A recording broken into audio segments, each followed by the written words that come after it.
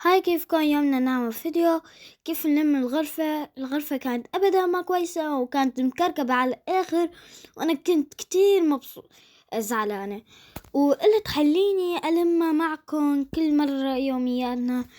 هاي أنا في المراية، شوفوني كيف عم صور. هلا ممكن تشوفوا أنا 100 مرة أتفرج على حالي في المراية.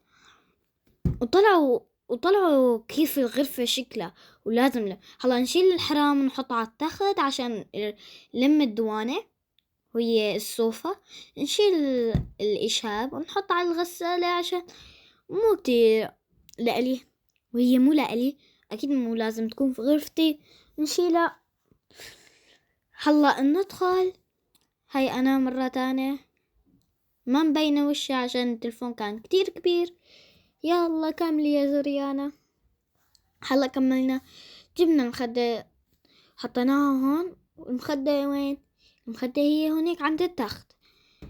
أنا بعرف هاي غرفتي وليش ما عم نام على التخت، عشان الدوانة كانت كتير مريحة على التخت كان يطالع أصوات كل مرة عشان كان فيه هيك مثل بلاستيك عشان يحمي من المي وهيك، وما كان بدي أشيله إلا تحليه أنا بس هاي المرة على الدوانة أنبسط شوي أكتر.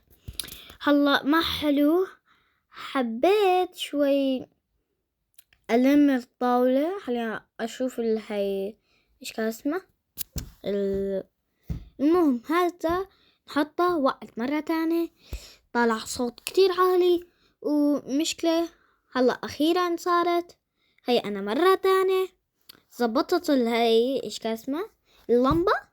وهاي وين نحط هاي؟ ليش أنا حاططها في غرفتي وما حاطة فيها أقلام؟ عشان أختي كل مرة وتشوف أقلام تلون على الحيط، وهلا فجيتكم الحيط كتير تضحكوا علي. نشيل الكلوب، هذا مو لإلي، هذا لا أختي ولا أخوي في غرفة أخوي. نجيبه نحطه عند أخوي، أنا مو لإلي وفيني أحطه وين ما بدي. أخوي كمان غرفته مكركبة، ما بعرف ليش ما عم يلمه طول الوقت وهو على البلايستيشن. انا مالي فهمان اشيل الشنطاية اختي واحطها في السكرتون. بعرف السكرتون كمان مكركب بس بدي ألمه. ما بعرف انا ما بعرف.